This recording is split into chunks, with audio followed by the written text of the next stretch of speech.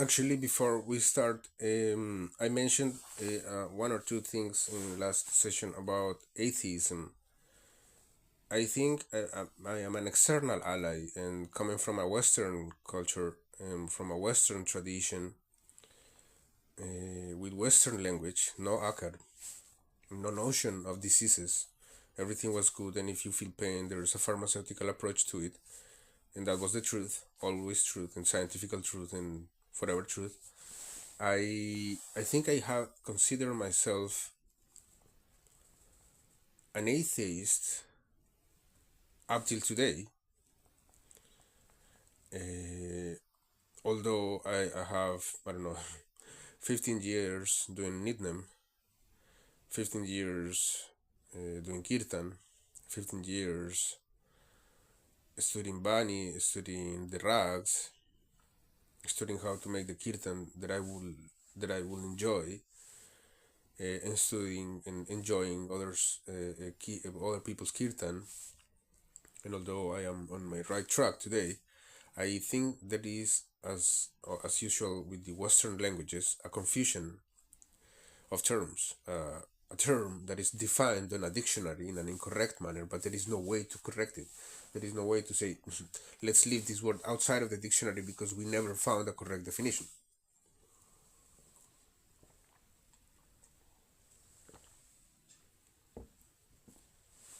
Um, but when I mention atheist, I mention it because when I was young, when I was probably 17, 19 years old, remember that male anatomy tend have this tendency to be in adolescence for like 26 years. It's very common to find people who say I am a 28-year-old and I still have certain situations that I cannot solve by myself. And at 36 years old, it flips the coin completely. And you start seeing it and you start to develop identity in the concept that we worked on the past session. But eventually, when I was like 19 years old, I was still an adolescent. And I mean, young kid, 21 years old is still a young kid. 24 years old, still a young kid. Um, and one of these confusions that came to me was I don't embrace spiritually the negative impact that political corruption has on my society given the authoritarian regime built on politics backed by Catholic Church. That's me. I'm not talking about for anybody. I'm talking about me and my experience.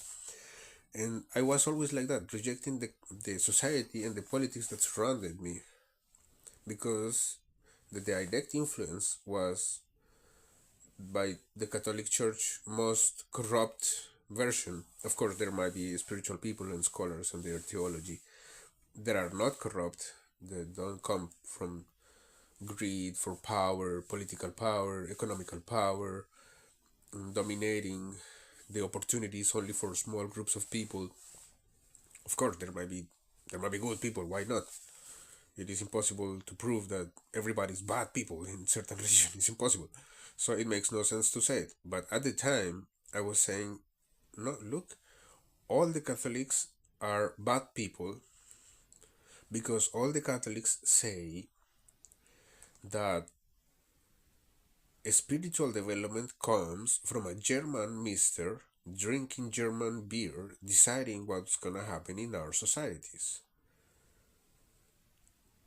In front of that, I declare myself atheist. I'm not gonna develop myself spiritually based on that. First, because it's an obstacle, and second, because if it restricts personal development, human development, spiritual development, mental development, then I am inside a mental prison for committing no crime. But then they come and claim, no, we are the Catholic Church, you shoot a bullet, or even worse crime, and now you're in the mental prison. And then I was always confused about it. And for a point of small faith, I never thought for a period of years that I could get to develop myself in terms of kirtan. Kirtan has played a role in me to explain how the world is defined, how the world is explained, how the world has its rules, and has followed the opposite order. And like the Guru trusted me this opportunity in this planet and requests from me that from that opportunity he expects knowledge, that I am conscious, that I am aware, that I am present, that I dominate the concepts. That's what's expecting from me. And so it as soon as I throw the seed into the soil, it backfired my strategy because it printed out a big tree with fruits, with possibilities, with opportunities. I never thought it would happen that way. I thought it would happen somehow in a more restrictive way, in a more impossible way to comprehend. But I was saying I am an atheist and I don't accept religion, I don't accept personal development, human, all these sections of development. But it is because there was a big blockage in front of me that never allowed me to look inside of me. And therefore I realized how dangerous these ideas, these discourses are. So when I say atheist, I mean that person who rejects the political corruption established by Catholic sources, seeking power, seeking money for a small group of people, and seeking opportunities for a small group of people, and still an atheist do not negate personal development, mental health, mental stability, mental tools, technologies of the human body to evolve, to advance, to keep growing, to keep increasing the knowledge, and having authority over yourself, and having knowledge about yourself, and having power over oneself. That's the kind of atheist that I relate to.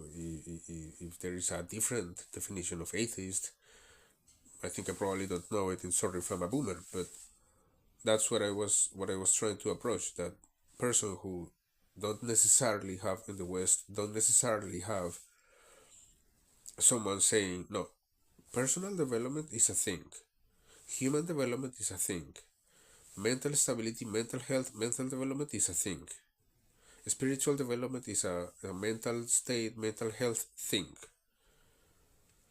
You can embrace it, you can do it on your own, you can do it with other people.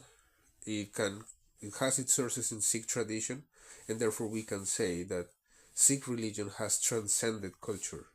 Sikh tradition has transcended borders, has transcended religions, because in other cases, the Catholic religion, the Christian religion in the West, as I experience them, as I discover them, and as I know them, are greedy for money, greedy for making a business out of your misery so that they can keep you going every Sunday.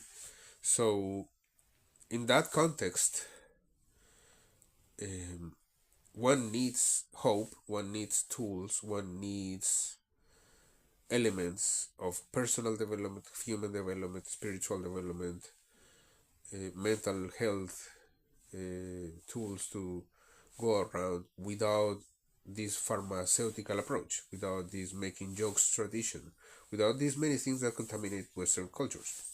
And so it is very serious indeed. And when you pronounce G to respect someone, Kirtan texting G, it is this element that pulls me down to my center, because then I am certain that far away somewhere else there is this knowledge, and so I am not necessarily abandoned, and the Creator includes me into His creation. Yeah. So Guru Nanak's comment on the contemporary social order, polity, and systems of religious beliefs and practices is extraordinarily comprehensive. He talks of the whole society and a number of social practices and comments on the government and administration and political events. He talks of the Vaishnavas, Shaivas, and Shaktas. He talks about the ascetics of various categories, including the Jain monks. He is equally concerned with Islam in both its orthodox and Sufi forms. It is significant to note that he looked upon contemporary religion in terms of three traditions: the Brahmanical, the ascetical, and the Islamic. Each of these three traditions appear to have some characteristic features which distinguish it from the others. All the three stand bracketed in the Japji, revealing Guru Nanak's basic attitude towards all the three. None of them was authoritative for him. The critique of contemporary religion and Guru Nanak's own message are the two sides of the same spiritual and moral coin. Almost always, his criticism is accompanied by his positive message. Social order. Guru Nanak refers to Hindus and Muslims as parts of the social order of his time: the royalty, the nobility, the officials of the government, its intermediaries at lower ranks, and the subject people figure frequently in his compositions. Muslim presence is recognized through the mullah and the qadsi, the shaykh and the pir, as much as the musalman in general. Several professions and occupations are noticed: shahukars, sarafs, moneylenders, merchants, traders, shopkeepers, horse dealers, brokers, cultivators of land, day laborers, goldsmiths, carpenters, dyers, fishermen, sellers of bangles, singers, poets, dancing girls, jugglers, domestic servants and slaves, mendicants and beggars. Then there are thieves, gamblers, and addicts. Guru Nanak does not say so explicitly, but he refers to the life of luxury of the ruling class and the grinding misery and ignorance of the subject people, the Raijat. Guru Nanak takes notice of the ideal of the four Varnas and talks of the Brahman, the Khatri, the Vaishya, and the Sudra. There are other outcasts like the Chubhras, Chandals, and Danaks. Guru Nanak shows no appreciation for the distinctions of caste or the high caste, Uttam Jat. There is no consideration for caste in God's court. The false people have no caste and no honor, nor have they who forget God. No one should be proud of caste. Guru Nanak identifies himself with the lowest of the low. Guru Nanak has much to say about the sacred thread, which was a symbol of distinction between the higher and the lower castes. He tells the Brahman that the sacred thread he wears and puts on others has no spiritual or moral efficacy. The really efficacious and lasting thread is prepared with mercy as the cotton, contentment as the thread, self control as the knot, and ethical living as the twist. The Pandit did not have such a janu. The sacred thread he puts on others is bought for cowries. He whispers in the ears that henceforth the Brahman is their guru. At the time of investiture, a goat is slaughtered and cooked. Everyone eats it and says that the thread ceremony has been well performed. When the thread is worn out, it is thrown away and replaced by another. The adoration of God is the thread that lasts forever. The honor received in God's court is the sacred thread that never snaps. The sacred thread of the Brahman does not restrain him from scandalous indulgence. His feet and his hands, his tongue and his eyes are not restrained. He roams around unrestrained. The sacred thread of the Khatris did not stop them from pandering to the rulers whom they regarded as unclean. Instead of the sword, they wielded the butcher's knife on behalf of the rulers. In their homes, the Brahmins blew conches and ate their food. False was the commerce and false the sustenance derived. To become acceptable to the rulers, they wore blue dress, they performed worship according to the Puranas, but ate the Malays food. Indeed, they ate the meat of gods slaughtered in the Muslim fashion, and yet they sat in the chauka to eat, telling others not to come near so that their food was not polluted. The Brahman's chauka was pointless because the line he drew around did not keep out ignorance, hardness of heart, slander, and anger. He practiced sinful hypocrisy with falsehood in his heart. Guru Nanak had no appreciation for the notion of impurity sutak, to which the Brahman attached crucial importance. Impurity is everywhere. If there is a creator, if there is a sustainer, there must be a destroyer. One who destroys my sins, one who destroys my defects, one which with his wisdom destroys my impurity, destroys the blockings, uh, and whether I feel liberated or not is a matter of mental health, and for that I have Akar, and Guru Mantra will be the process.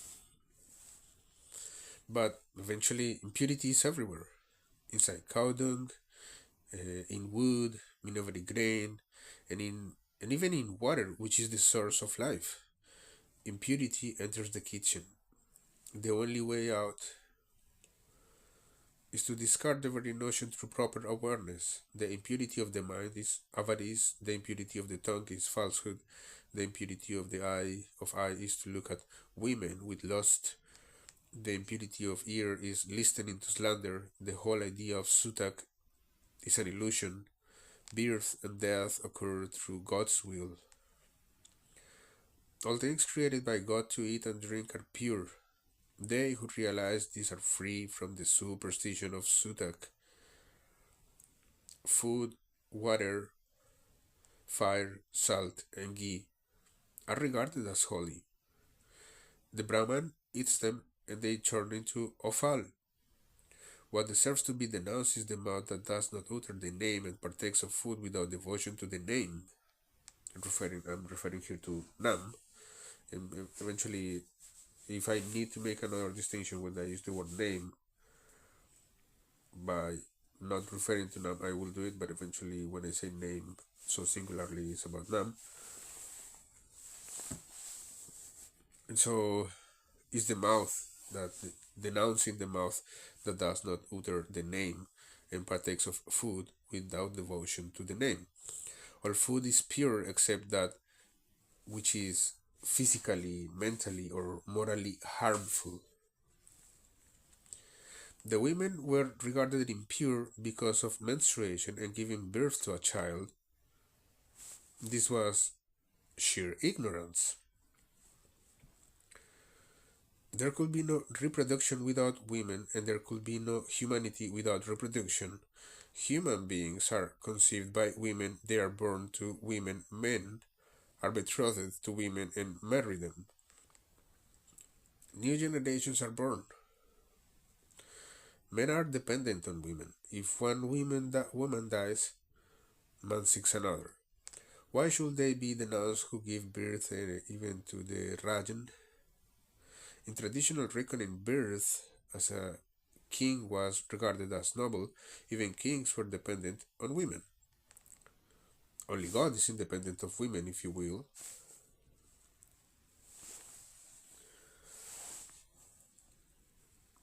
Guru Nanak and his successors used the female voice, and many of their metaphors and similes are drawn from conjugal life. The wife who is not loved by her husband is unfortunate and miserable. She is duhagan. The one who is loved by her husband is fortunate and happy. She is shuhagan. The duhagan who is engrossed in Maya is compared to the wall of silent soil which goes on falling bit by bit. Without this spouse, she wanders helplessly and passes the night in misery. A whole composition by Guru Nanak is on Kuchiji, or the ill-mannered and unwanted woman. The Suhagan, on the other hand, is Suchaji. She is rewarded for her good deeds and attains union. The Suhagan is a metaphor for the devotee who meets God through His grace.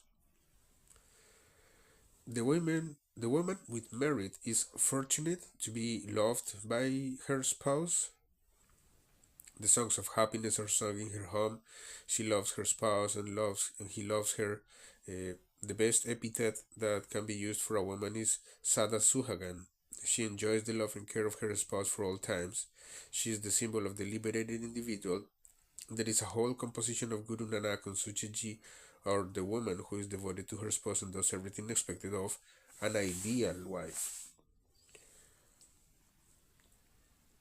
The woman who loses her husband is extremely unfortunate. The woman who is absorbed in the true Guru never becomes a widow. The song of joy, Soy La, is equally relevant for both wedding and death, which leads to union with God.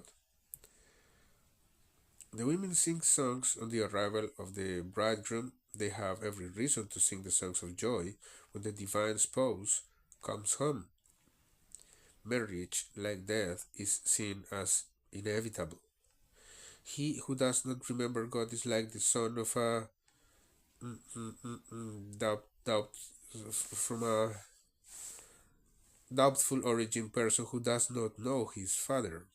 Apart from bracketing men and women explicitly at places, there are references to youth and beauty which surely reflect concern for women. Youth and beauty are a source of home for women without the remembrance of God. The beautiful eyes of a lovely woman and her ravishing adornment of 16 kinds are a source of humiliation. As much as men, women need and deserve liberation.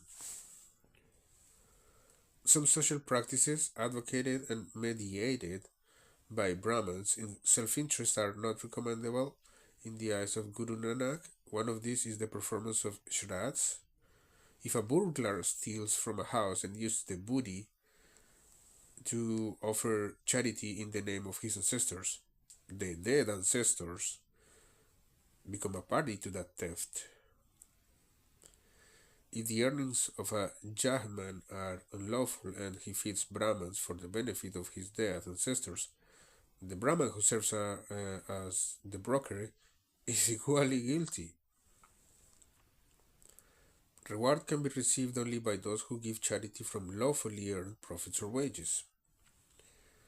The popular practice of floating lamps in water induces Guru Nanak to talk of the lamp of Gyan, which in Western culture is known as the Gyan Mudra, which cannot be put out by the wind or water and which leads to liberation. Lamps were lighted for the dead as obituary rites. Guru Nanak says that his lamp is the name, with suffering as the oil. Its light ends all sorrow. God alone is his rice bowl, the pinned and plaited paddle. The true name of God is his refuge in this world and the next. The rice balls offered to gods and to the dead ancestors through Brahmins are of no use to anyone except those who eat them. In any case, God's grace does not depend on the Brahman's performance. Guru Nanak takes up the issue of the Vaishnava Brahman's vegetarianism. The debate about it, or better yet, the debate about its spiritual merit, was rather misplaced. Meat was offered to gods in sacrifice. The Puranas and the Semitic books talk of meat. In all the cosmic ages, meat was eaten. They who cover their nose to avoid the smell of meaty enjoy human flesh at night. The clever Pandit forgets that human beings are conceived and born through flesh and they are made of flesh. It was strange that the Jahman who ate meat was supposed to go to hell and the Pandit who received charity from him was supposed to go to heaven. If water is regarded as pure, it cannot become impure when it changes form. Vegetarianism was linked with Ahimsa and Guru Nanak did not subscribe to Ahimsa.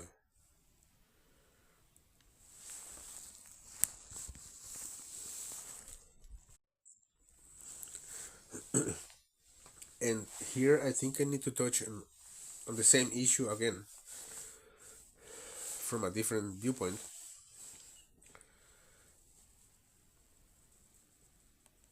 I am a vegetarian, and I think of meat very different now as I did 15, 17 years ago. 15 years being a vegetarian. And back then, I thought, what if the food smells good? Today I say, the fact that food smells good and tastes good doesn't mean it's good for my mind assimilation of akar. If I'm about to heal through akar, but I eat meat, I will interrupt the process. And so I want to give you my opinion. I'm not gonna try to change your daily life. If you eat meat, it's okay. If you don't meat if you don't eat meat, it's okay. Everybody has his own approach. I respect that. It's each other's. And I want to share my opinion because it might be useful for you. There are different sources of vegetarianism as arguments. One is social order, like for example, if you say you're a vegetarianism in a context of conversation about social order, they will call you crazy because some people believe that society has to be ruled by the people who eat meat. Social order. Um, but my opinion goes to healthy habits. When I mean healthy habits, I mean brute force of the human strength. I am not as fond as of my spiritual approaches to kirtan as much as I am to my brute force approaches to kirtan. Uh, and it's a term I coined a few months ago because my musical compositions based on the Sri Guru Granth Sahib Ji are based on my personal development. Sometimes you can see that most kirtanis, what they do is they take the hukam archives, and the day that the new hukam is already out in daily nidam and daily life, that hukam is the piece of music. And that is a very common and traditional approach that I've seen through the years. And it's beautiful and it's incredibly well organized because it's very smart to think about it that way because you always have a reference and you can do it, I don't know, 7 versions of the same interpretation via kirtan, and it's always gonna be different because there's always a new day, there's always a new opportunity. And I mean, my advice here between parentheses, but my advice is if you want to make kirtan, you should take the hukam and the hukam archives and read it and build them around it and be part of the library. In any case, for that, before I started, I have plenty of years in my spiritual development, and I have only like 2 years or 1 year writing the music with my approach to writing music. I studied musical composition, but I developed an approach to writing music that does not necessarily belong to Western music, although I come from a Western family with social traditions that are disrespectful and things such as that one needs to learn how to self-control and self-attain oneself to not get injured by such traditions and so on. So, but also do not relate strictly to rag notation. Uh, so it's I am in between the rag purpose in the Western notation to approach my own idea. So I don't have I don't have resources from both. I have my resources with the approach with the goal in mind that has the rag. And at certain point, I started to feel a little rebel about things that were surrounding me, and I started yelling at the microphone. And you can see that sometimes I yell at the microphone through the text because it is not the approach as I was saying that it is about hook'em. It is more about my ideas going together. And sometimes, for example, Algebrave is a piece of music rather brave, and it states that the Joboleso ni Hal comes to mind with the strongest weapon of all, which is algebra, to me, in my perspective at that point in my life, and was saying, with this, nobody can win 1,000 wars against me. With this, I am strongest than anybody, and with this, I don't need to fight anybody. And I started to feel myself an enemy of myself, and discourses that were against science, and discourses that were against numbers. And I said, what we considered to be Persia at the time uh, was the place where geometry was discovered. Even the empirics, who came from Greece, came to Egypt, came to what it is Persia today. So what was Persia, what it today is Egypt, what today is the, let's call it the Mediterranean, but also other areas, to learn geometry. Euclid had no idea that geometry could be discovered, invented, and existed, and he came and he learned. Pythagoras, he was an empiric. He came to the Middle East to learn about the science of numbers, the science of money, the science of time, the science of calculating. Though, still, in most Western societies, it is said that the, the circumference approximated to 3 into 360 parts to describe one cycle year was invented by the Catholics. At the time, the Catholics were denying the existence of sciences related to numbers. They were saying that could not be a profession. At that time, in Egypt, inside the pyramids, there were at least 800 professions described in at least 800 different hieroglyphs describing 800 professions based on geometry. They had a very in Egypt there is a scripture that reveals they were very focused on describing the professions that the human can develop. There's thousands of professions that we don't know yet, that we will have to go and read the hieroglyphs and build the entire story. But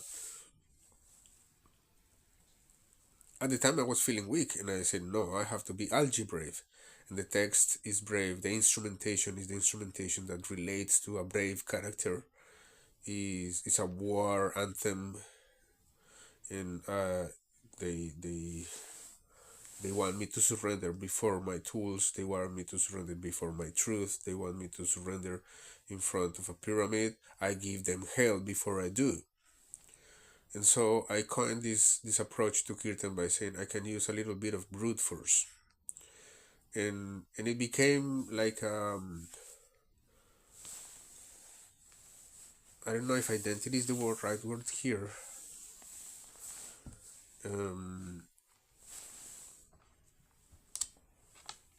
It became it became part of the harmonic identity. It became part of the melodic development identity. It became part of the rhythmic pattern identity. The harmonic rhythm, I describe it in terms of melodic instrument and percussive instruments too. Like I harmonize sometimes the bass with the tabla. I use no bass. Sometimes I use a bass tabla. And the language of the tabla. So I said, yeah, I think I need to cover myself. I need to approach myself. And there are other more peaceful, more blissful, if you will, approaches to the same general construct.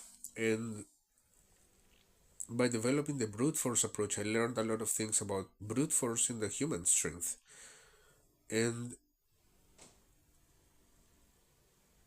let's talk science and let's talk a little bit of numbers about vegetarianism. Kundalini Yoga, to me, strengthened the mind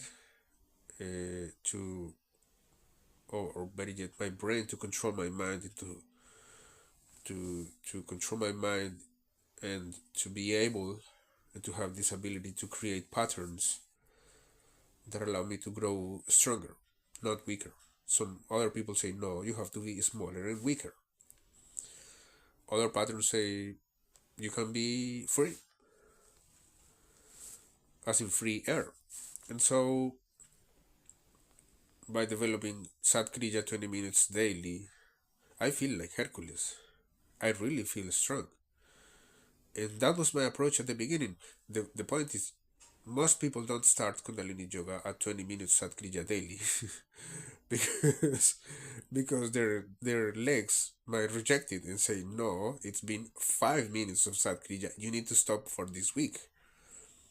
And most people do Sat Kriya three times a week, maximum of 4 minutes.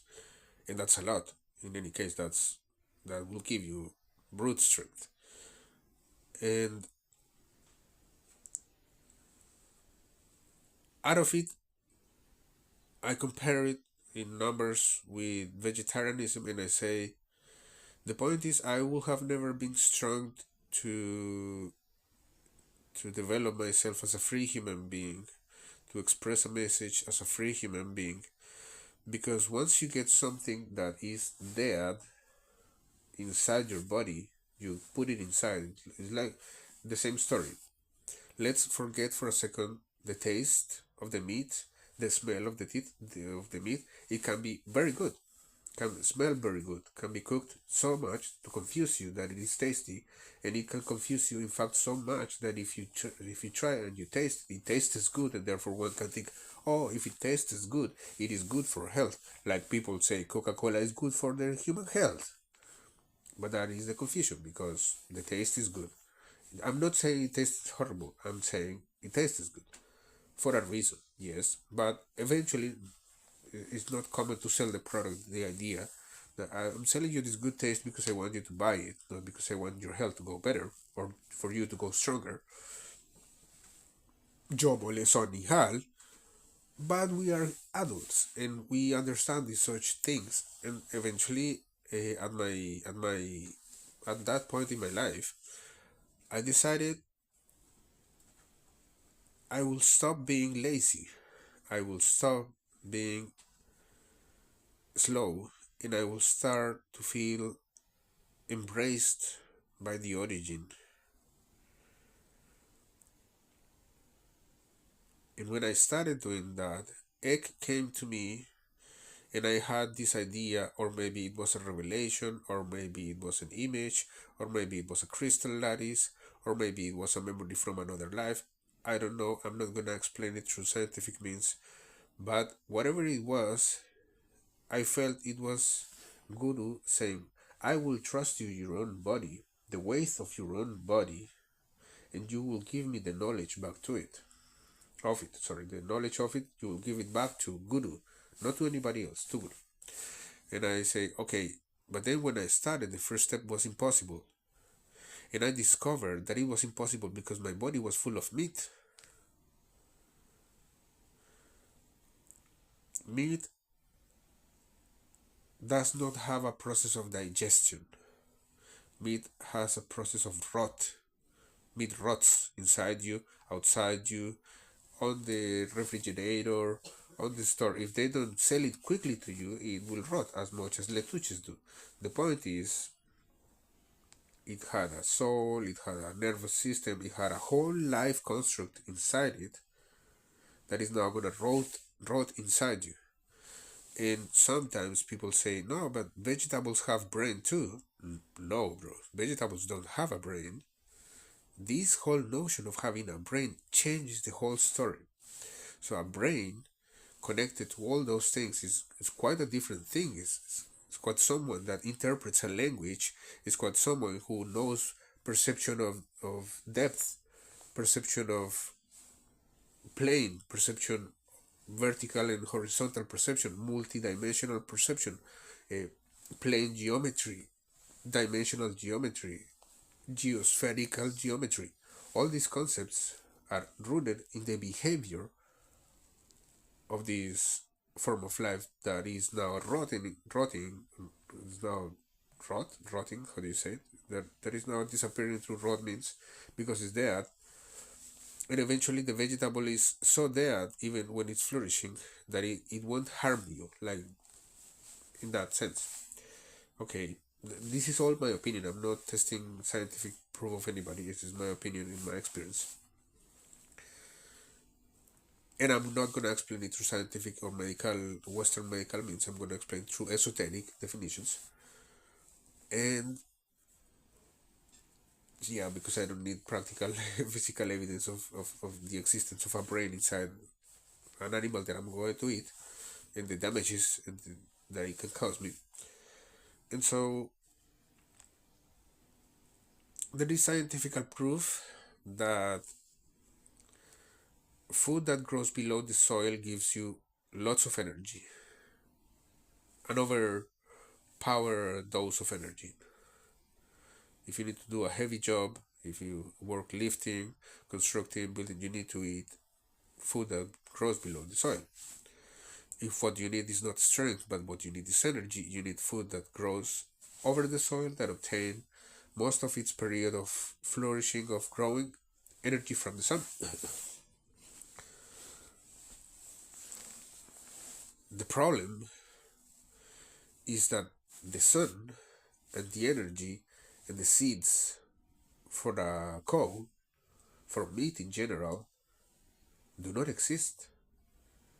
It is quite a complicated mesh of things there that translate into making you slow, making you weak, making you lazy, because the digestive process that happens inside the human body does not start once you finish eating.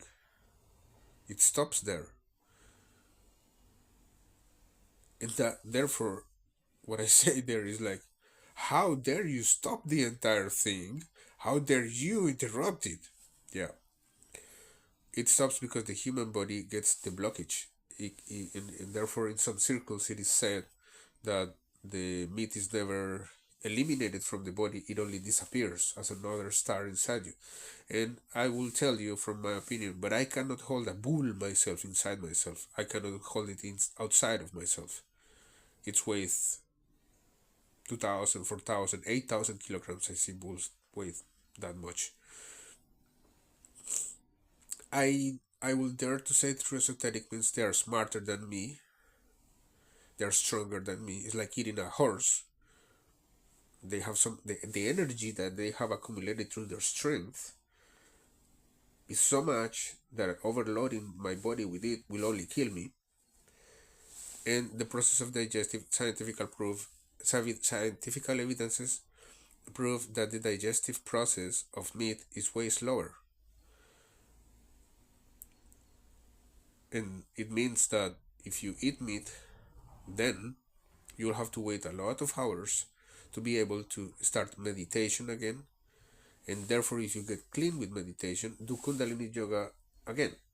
At that pace, when are you going to have brute strength in the human body to express what you really feel is going to injure you? So, it is a complicated matter because then I came to realize, well, let's stop meat progressively. If I eat meat all days, I stop one day a week, no meat. Then 2 days a week. So no Monday meat, then no Monday and Wednesday meat. No meat on Wednesday, no meat on Monday, then no meat on Monday, no meat on Wednesday, but also no meat on Saturday. Progressively deconstructing the whole thing, creating a new habit for the body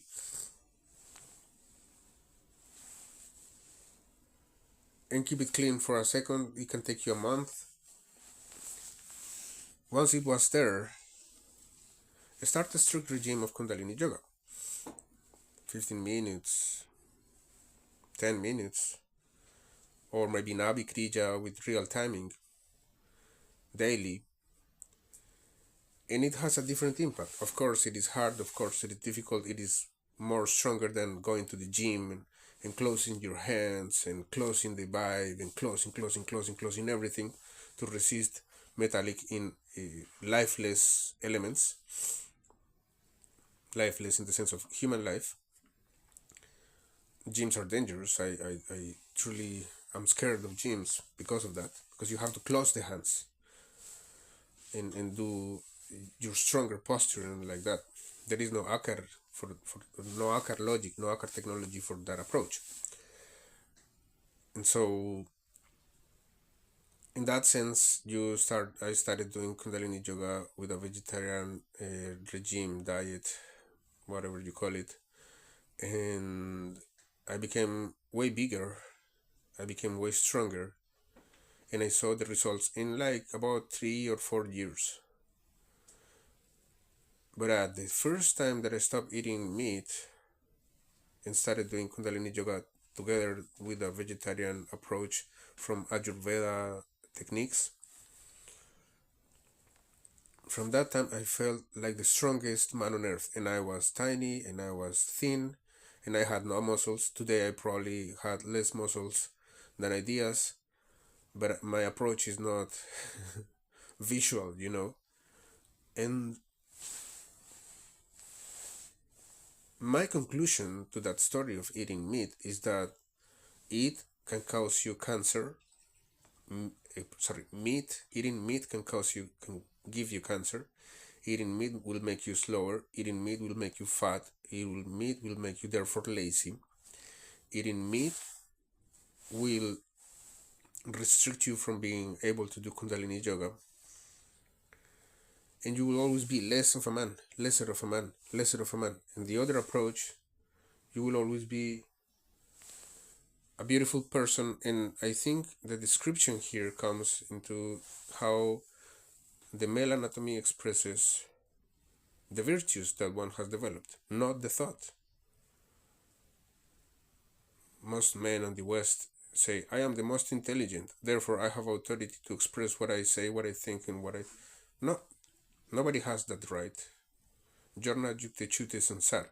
You can make all the excuses you want. You will never have the power to escape the creation. You are part of it, and in one very lovely description is you can embrace it, you can enjoy it, there's benefits and all that.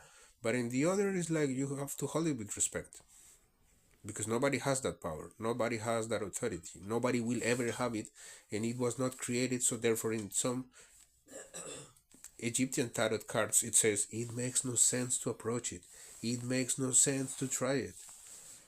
Bayek. And for one to stay strong and to remain with their own inner strength without relying on metallic bars, on objects, only spirit, one can make an experiment. One can rest on the back, arms 90 degrees upward, legs 90 degrees upward, and you move your legs up and down for 7 minutes. Is it stronger than a gym? Yes. Do you require elements that are heavier than the ones available in the gym? Yes. But does it close all the doors? Does it restrain you? Does it restrict you? No. It liberates. And so, keyword here in terms of liberation from inward and outward and all the things, but because going to the gym will restrict you so much. And still, the gyms are an experiment.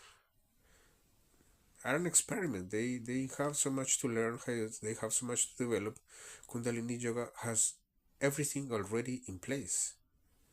And the Guru Mantra based on the sacred texts, that's a huge advantage that we have.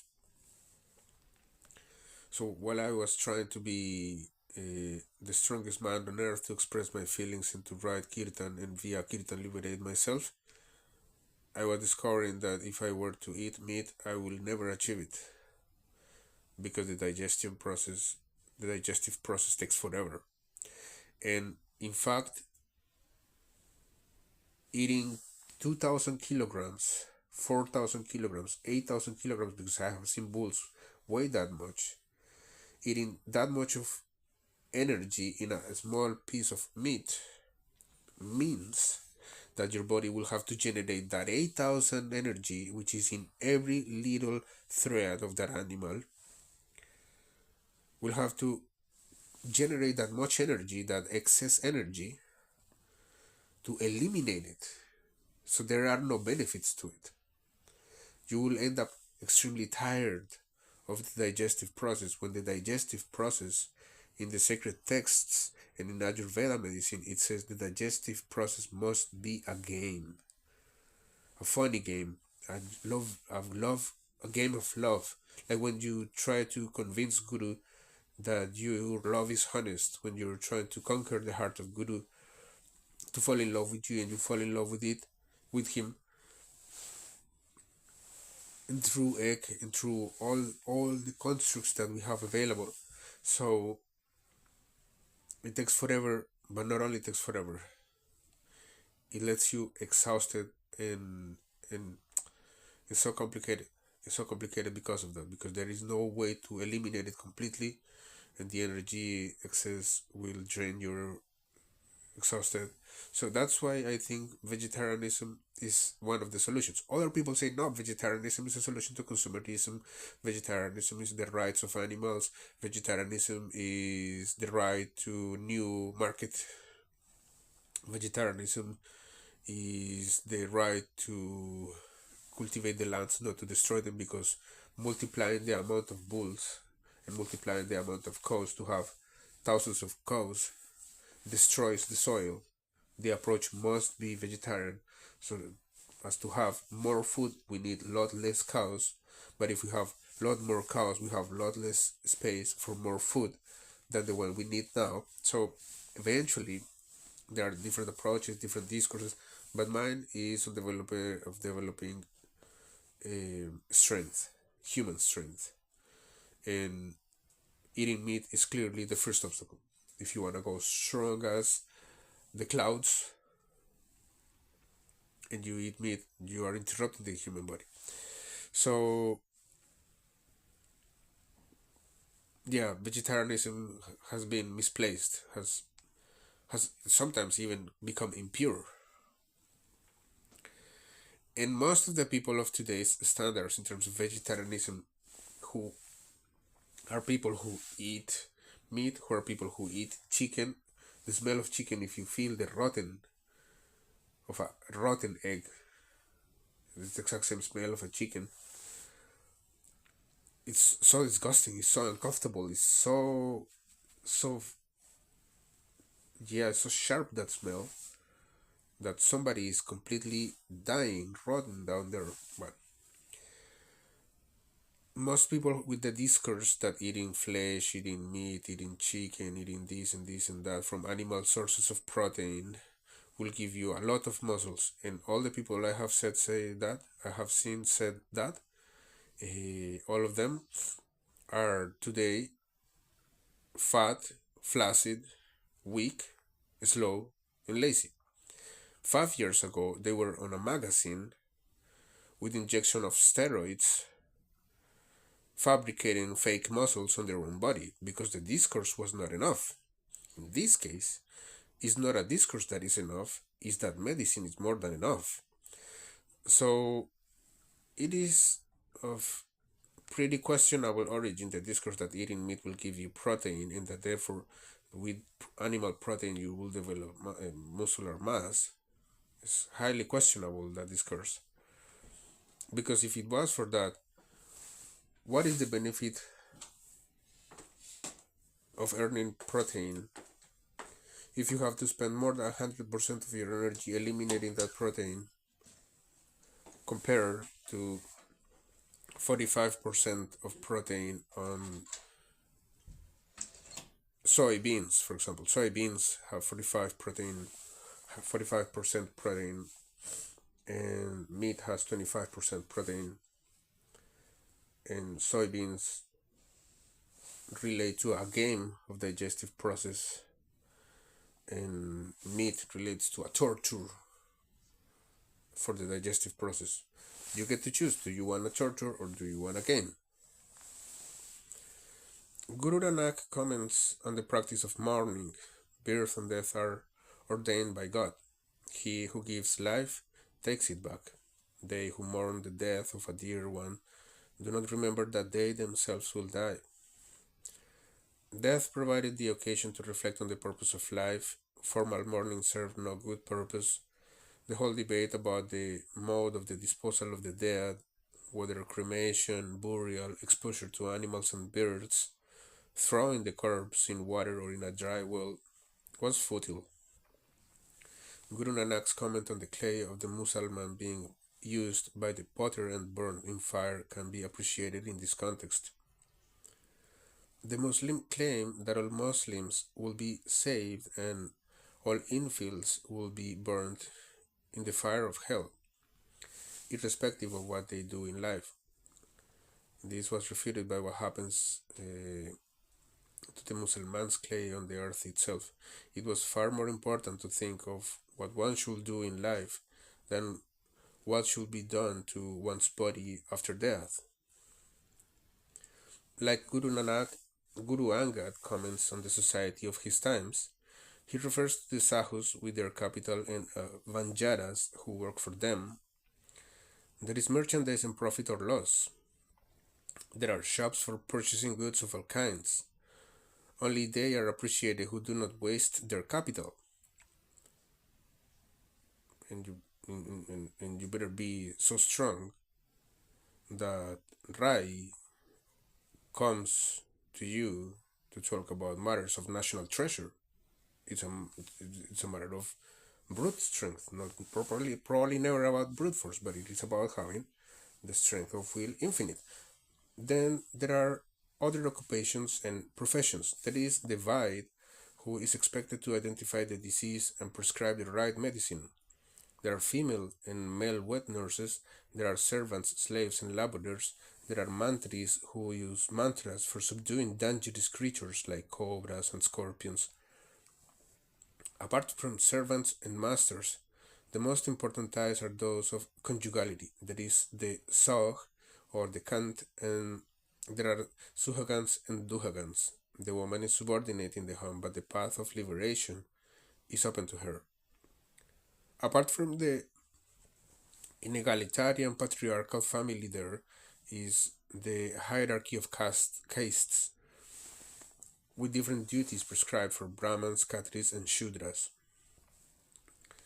Guru Amar Das reiterates that caste does not count in the eyes of God.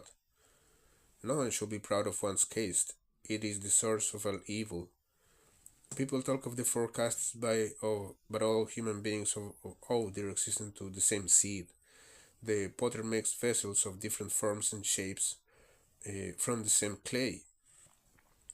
No one makes them bigger or smaller. On gender relations, Guru Amar Das talks of the Duhagan, the woman who is not enjoyed by her spouse. He talks also of the Suhagan, the one who God unites with himself. The woman with merit prepares herself for the marital home while she is in her natal home. She who serves the true Guru and becomes one with him is a Sada Suhagan. The sensual Duhagan goes to meet another man and she is abandoned by her spouse. Guru Amar Das equates Sutak with the inner impurities which stand in the way of true worship, rejecting the notion of pollution. In the compositions of Guru Ramdas, metaphors and similes come from a large number of occupations.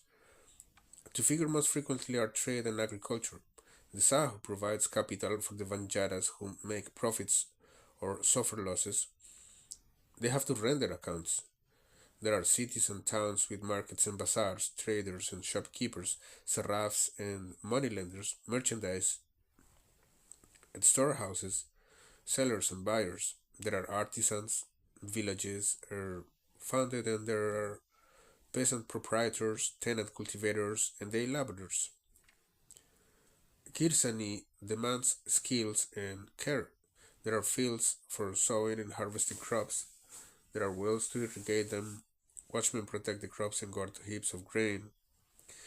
Jaggery and sesame are specifically mentioned as agrarian produce. The gardens bloom. The saline soil is no good for cultivation. Though used in religious and ethical contexts, the similes and metaphors bear witness to close observation. The other occupations which provide metaphors and similes for Guru Ramdas are those of the potter, the oil presser, the dyer, the vide, the fisherman, the gardener, the boatman, the water diviner, the sutradar, and the ill repute person. The potter's wheel goes round and round to make vessels. The bullock of the oil presser goes round and round in blindness. The dyer's vat is used for imparting fast colors. The majid and the red chalua like poppy flower are preferable to the bright but fast fading kasumb. The vide identifies the disease and provides medicine. The curse of leprosy and the ailments like fever and migraine are mentioned. The fisherman spreads his net to catch the fish. The gardener looks after plants and flowers that are dear to his master. The boatman takes people across the river or the sea. The water diviner discovers underground water for wells. The sutradar introduces the story to be enacted. In this case, it mentions that the ill reputed person does not know the father of their child. All these images are used for the religious and ethical message of the Guru. The social order is inegalitarian. There are rich, propertied persons who enjoy high social status. There are the high caste Brahmins and Khatris, and the low caste Vaishyas and Shudras. Then there are the outcasts like the Chandals. There are professional scribes, personal servants, wageless laborers, grooms, thieves, beggars, and slaves. Some of the similes come from the wrestling arena, gambling, and the place of learning.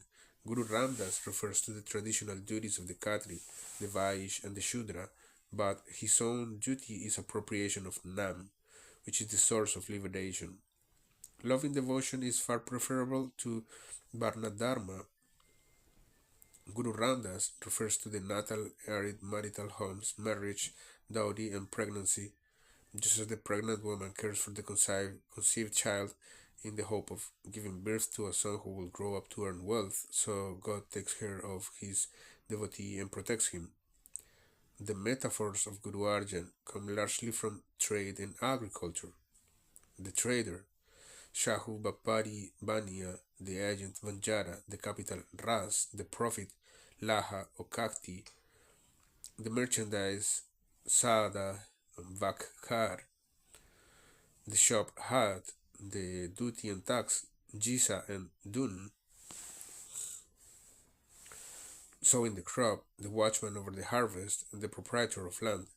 Two other similes come from forced unpaid labor, the beggar, and impersonation Bek Sang of the Batsigar. The references to the four Varnas occur in connection with the message of Guru Arjan and his predecessors. He who forgets God has no caste or honor. A possibility has been created for the liberation of all the Khatri, the Brahman, the Sud, the Bais, and the Chandal. The same message of the name brings liberation to the Khatri, the Brahman, the Sud, and the Vais. The four Varnas tend to become a metaphor for the social order as a whole. The principle of equality is clearly enunciated. All human beings are made of the same clay, mati, and have the same light, jot. God is the Father. We are His children. This world is the natal home. The marital home is the next world. Marriage, therefore, stands for death, carrying the implication that marriage for women is as natural and as inevitable as death. The married state is desirable, for the woman does not look good without a spouse. The woman who loves her husband is a real suhagan. Virtuous and fortunate is the woman who is died in the love of her spouse. To be a suhagan is the ideal state for a woman. All sorrows vanish on meeting the spouse. The woman has friends only as long as her husband is with her. She is rolled in dust after his death. No one is bothered about the woman after the death of her husband. The widow's plight is sad.